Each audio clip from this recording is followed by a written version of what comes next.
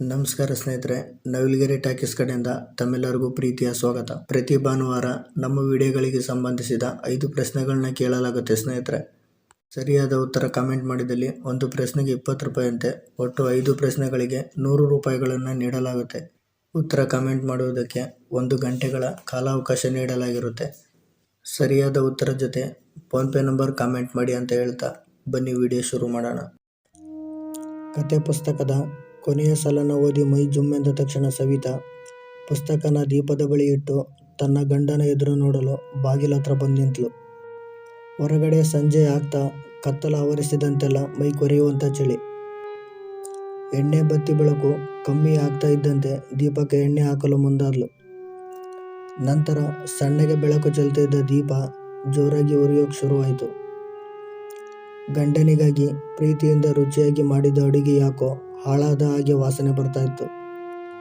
ಏನೋ ಅಪಶಕುನ ಅಂತ ತಿಳಿದ ಸವಿತಾ ತನ್ನ ಗಂಡ ಬಂದ ಕೂಡಲೇ ಇದೆಲ್ಲ ಹೇಳಿ ಅವನ ಎದೆಯ ಮೇಲೆ ಮಲಗಿ ವಿಶ್ರಾಂತಿಸಲು ಕಾಯ್ತಾ ಇದ್ಲು. ಮುದ್ದಿನ ಒಬ್ಬಳೆ ಮಗಳಾಗಿ ಬೆಳೆದಿದ್ದ ಸವಿತಾಗೆ ಪುಟ್ಟ ಮನೆಯೊಂದರಲ್ಲಿ ಇರೋಕ್ಕೆ ಅಕ್ಷರಶಃ ಇಷ್ಟ ಇರಲಿಲ್ಲ.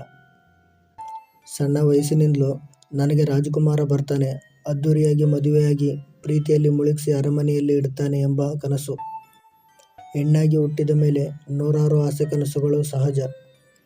ಹೇಳದೆ ಭಾವನೆಗಳನ್ನು ಅರ್ಥ ಮಾಡಿಕೊಂಡು ಆಸೆ ಕನಸುಗಳಿಗೆ ಸ್ಪಂದಿಸುವಂಥ ವ್ಯಕ್ತಿ ಬೇಕು. ಒಡವೆ ವಜ್ರ ಕೊಡಿಸದೇ ಇದ್ದರೂ, ಪ್ರತಿದಿನ ಮಲ್ಲಿಗೆ ಹೂ ತರದೇ ಇದ್ದರೂ, ನನ್ನ ಒಳ್ಳೆಯ ಗುಣಗಳಿಗಿಂತ ಕೆಟ್ಟ ಗುಣಗಳನ್ನು ಸಹಿಸಿಕೊಂಡು ಜೀವನ ಪೂರ್ತಿ ಬದುಕು ಎಂಬ ಮದುವೆಯ ಮಂಟಪದಲ್ಲಿ ಜೀವನ ಪೂರ್ತಿ ಕೈ ಹಿಡಿದು ಸಂತೋಷದಿಂದ ಜೊತೆ ಸಾಗಬೇಕು ಅನ್ನೋ ಭಾವನೆ ಸವಿತಳದ್ದಾಗಿತ್ತು. ಇದೆಲ್ಲ ನೆನಪು ಮಾಡ್ಕೊಳ್ತಾ ಸವಿತಾ ಕಣ್ಣೀರು ಒರೆಸ್ತಾ ಮತ್ತೆ ಬಾಗಿಲತ್ರ ಬಂದು ಗಂಡನ ಆಗಮನಕ್ಕಾಗಿ ಕಾಯ್ತಾ ನಿಂತಳು. ಮನೆಯ ಸ್ವಲ್ಪ ದೂರದಲ್ಲಿ ಸ್ಮಶಾನ ಇರೋದ್ರಿಂದ ಒಂಟಿಯಾಗಿದ್ದ ಸವಿತಳಿಗೆ ಭಯಂಕರವಾದ ಕತ್ತಲು ಭಯಪಡಿಸ್ತಾ ಇದ್ರು.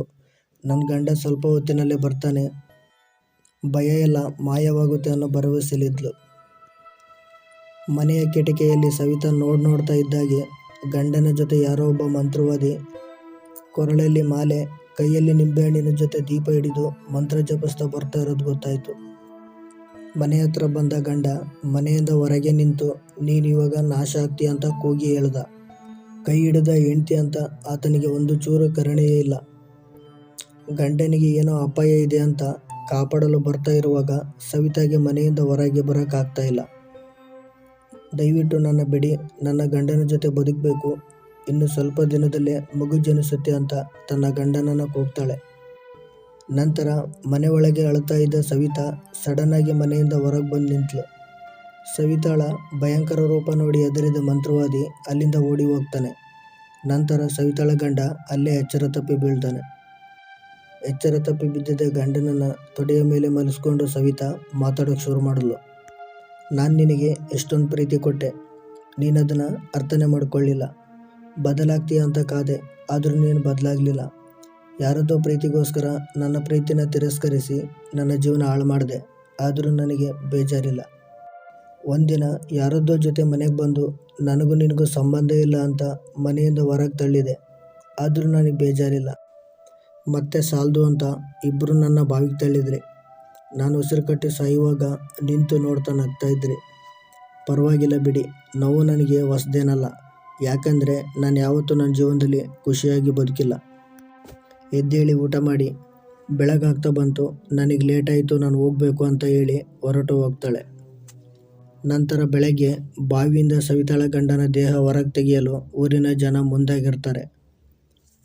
ಇದಿಷ್ಟು ಇವತ್ತಿನ ಕತೆ. ವಿಡಿಯೋ ಇಷ್ಟ ಆದರೆ ದಯವಿಟ್ಟು ಸಬ್ಸ್ಕ್ರೈಬ್ ಮಾಡಿ, ಹಾಗೆ ಲೈಕ್ ಶೇರ್ ಕಮೆಂಟ್ ಮಾಡ್ತಾರೆ ಅನ್ನೋ ಭರವಸೆಯಿಂದ ಬೇರೆ ಕತೆ ಜೊತೆ ಮತ್ತೆ ಸಿಗ್ತೀನಿ. Love you, take care, bye bye.